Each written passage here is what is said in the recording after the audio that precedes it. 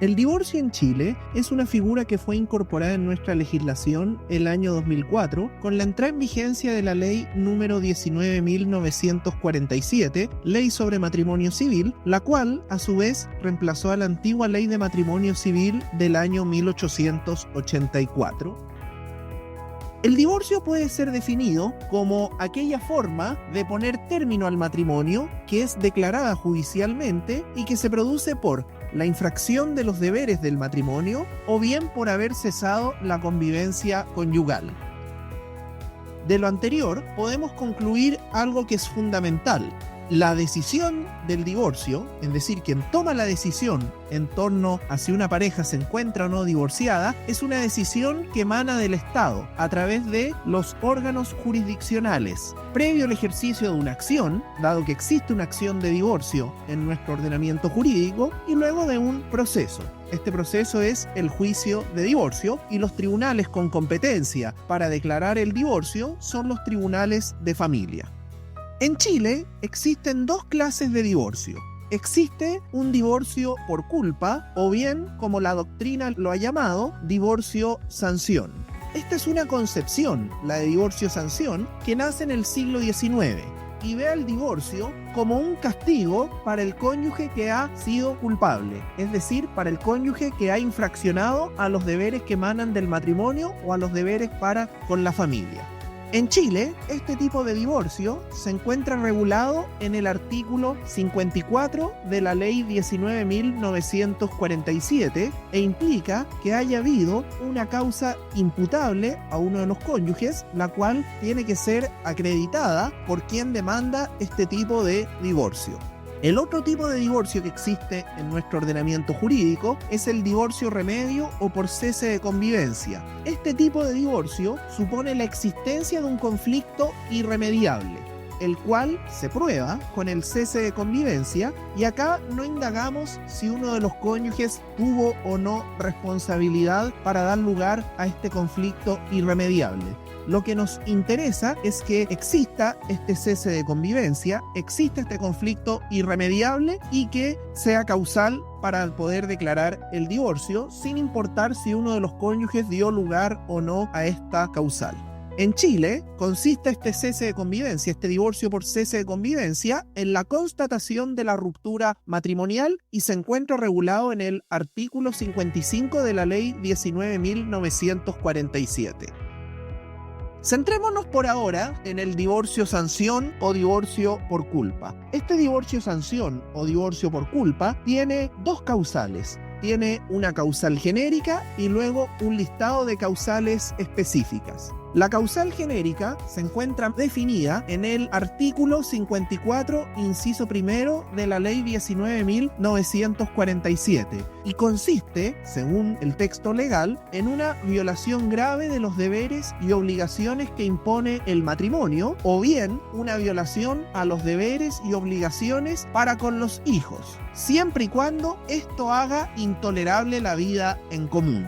De esta forma, entonces, podemos ver que esta causal genérica, dentro de la cual podemos entender subsumidas muchas hipótesis, tiene dos elementos. Un elemento objetivo, que consiste en la violación grave de los deberes y obligaciones que impone el matrimonio, o una violación a los deberes y obligaciones para con los hijos, como causal objetiva, y luego también tiene un elemento subjetivo, que consiste en que esto tiene que hacer intolerable la vida en común. Esa es la causal genérica. En cuanto a las causales específicas de este divorcio-sanción o divorcio por culpa, se encuentran establecidas en el artículo 54, inciso segundo de la Ley 19.947. Y la verdad, ello consiste en un listado no taxativo que en realidad sirve a modo de ejemplificación de lo que es la causal genérica explicada anteriormente. Este listado, ¿qué hipótesis contempla como causales específicas? Primero, un atentado contra la vida o malos tratamientos graves contra la integridad física o psíquica del cónyuge o alguno de sus hijos. Esto acá podríamos incluir dentro de estas causales violencia física, violencia psicológica, etc. La segunda causal consiste en una transgresión grave y reiterada de los deberes de convivencia, socorro y fidelidad propios del matrimonio y que se encuentran regulados entre los artículos 131 y 134 del Código Civil. Nótese que para que opere esta segunda causal específica es necesario que esta transgresión sea grave y reiterada. Como tercera causal específica, encontramos la condena ejecutoriada por la comisión de alguno de los crímenes o simples delitos contra el orden de las familias y contra la moralidad pública o contra las personas que están previstos en el libro segundo, en los títulos 7º y 8º del Código Penal, siempre y cuando esto involucre una grave ruptura de la armonía conyugal.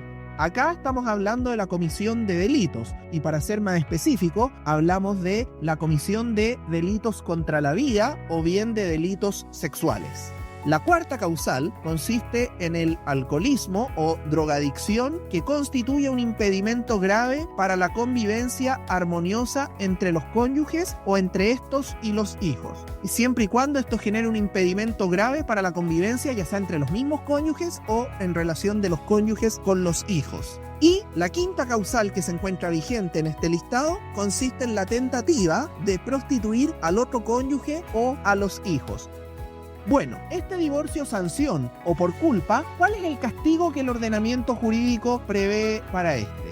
El castigo que se prevé es un castigo de orden patrimonial y que consiste en que el juez podrá denegar la compensación económica que le habría correspondido al cónyuge que dio lugar a cualquiera de las causales por culpa o bien disminuir prudencialmente su monto. Es decir, las sanciones de orden patrimonial. El juez podrá denegar la compensación económica o bien disminuir el monto que le hubiese correspondido al cónyuge que hubiese dado lugar al divorcio por culpa. Centrándonos en el divorcio por cese de convivencia, ¿en qué consiste primero que todo este cese de convivencia? Consiste en la pérdida del affectio maritalis, un aforismo latín que viene del derecho romano. ¿Y en qué consiste el affectio maritalis? El affectio maritalis es la intención y voluntad de vivir juntos como cónyuges. Si los cónyuges pierden esta intención y voluntad de vivir juntos como cónyuges, entonces han cesado en el affectio maritalis y en consecuencia hay un cese de convivencia. Importante, nótese que para que haya cese de convivencia no es necesario que uno de los cónyuges abandone la casa, sino que basta con que cese la intención de vivir juntos como cónyuges. Esta solicitud de divorcio por cese de convivencia puede hacerse de dos formas, de común acuerdo o bien puede hacerse de forma unilateral por uno de los cónyuges. En cuanto a la solicitud de común acuerdo, para que proceda y pueda ser acogida por el juez de familia correspondiente, es necesario que se cumplan con los siguientes requisitos. Primero que todo, los cónyuges tienen que hacer una solicitud en conjunta. Este cese de convivencia tiene que tener una duración de al menos un año. Y, además de eso, es necesario en la solicitud presentar un acuerdo regulador de las relaciones mutuas entre los cónyuges y los hijos si es que hubiesen estos. Y se entiende que este acuerdo tiene que ser completo y suficiente. La pregunta es, ¿cuándo este acuerdo es completo y suficiente? Este acuerdo es completo si es que respecto a los cónyuges regula los alimentos que se deban y las materias vinculadas al régimen de bienes y con respecto a los hijos regule el régimen aplicable a los alimentos, al cuidado personal y a la relación directa y regular que mantendrá con los hijos aquel cónyuge que no los tuviere bajo cuidado. Por otra parte, el acuerdo es suficiente si es que resguarda el interés superior de los hijos y procura aminorar el menoscabo económico que pudo causar la ruptura y establece relaciones equitativas hacia el futuro. Dicho de otra forma, hablando en lenguaje de principios del derecho de familia, el acuerdo es suficiente si resguarda dos principios: el interés superior del niño y, por otra parte, la protección al cónyuge más débil desde una perspectiva económica.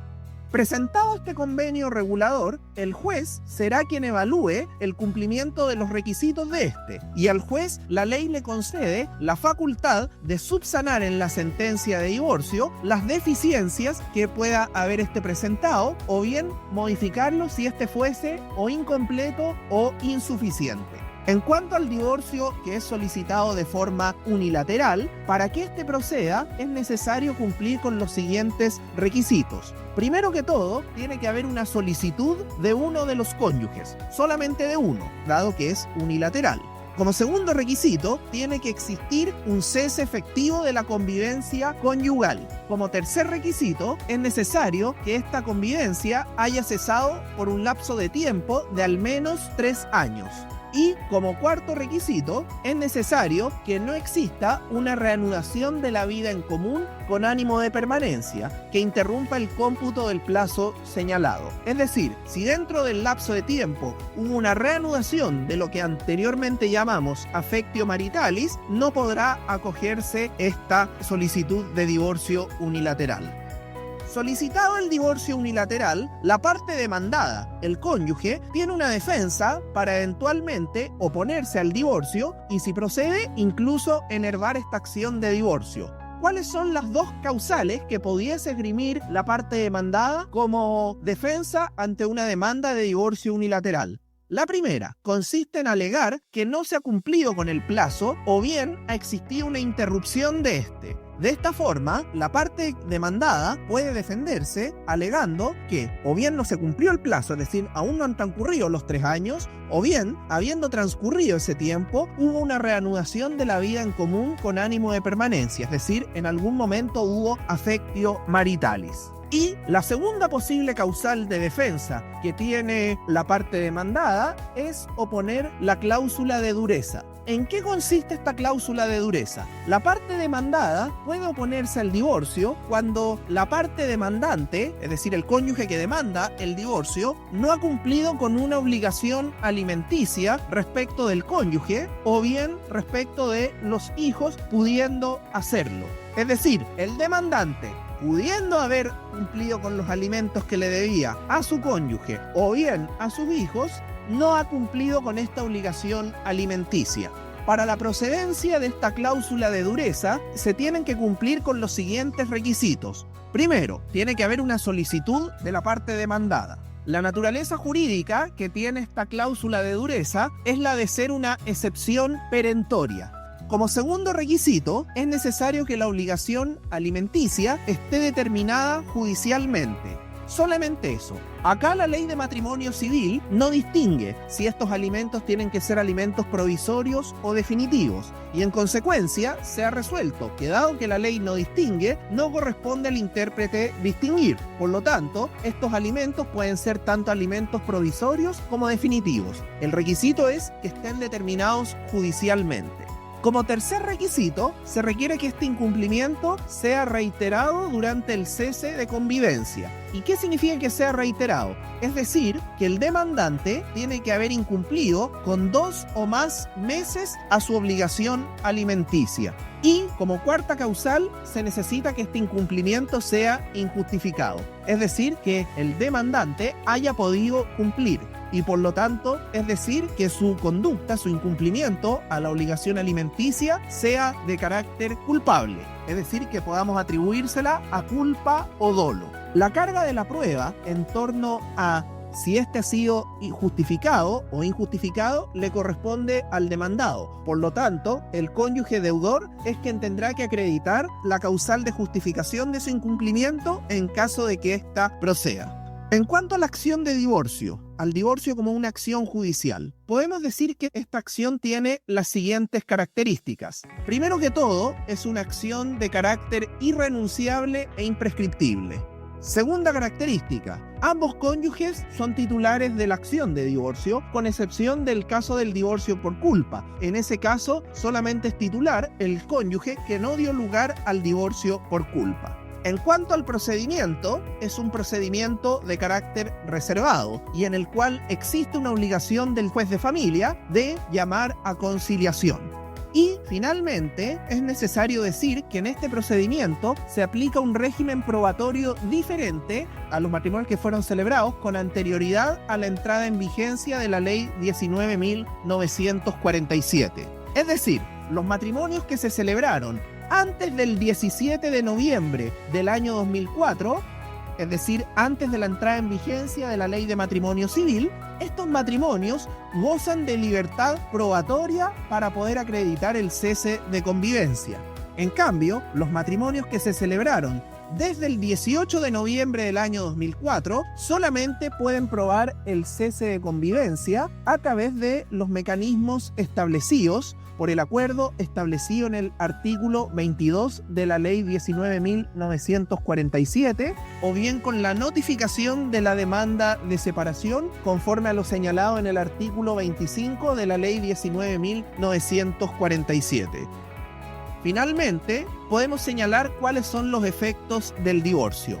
Como primer efecto, y el más importante sin duda, el divorcio pone fin al matrimonio. Es una causal de término del matrimonio. La sentencia de divorcio producirá efectos entre los cónyuges desde que ésta queda ejecutoriada y, para que pueda ser oponible a terceros, es necesario que ésta se subinscriba al margen de la inscripción del matrimonio.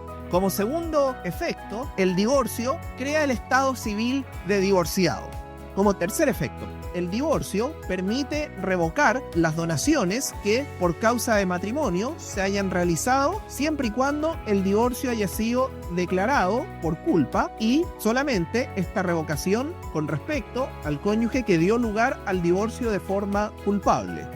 Cuarta causal, el divorcio pone fin a la declaración de bien familiar. Como otro efecto que produce el divorcio es que pone fin a las obligaciones y derechos de carácter patrimonial que emanen del matrimonio. Por otra parte, el divorcio también pone fin a los derechos sucesorios y también es importante señalar que el divorcio disuelve la sociedad conyugal o el régimen de participación en los gananciales si es que los cónyuges se encontraban casados por alguno de estos regímenes patrimoniales. Y como último efecto, un efecto que es discutido, actualmente la doctrina discute si, en caso de que el divorcio sea por culpa, el cónyuge puede pedir o demandar la responsabilidad civil, es decir, la indemnización de perjuicios, al cónyuge que haya dado lugar al divorcio por una falta imputable.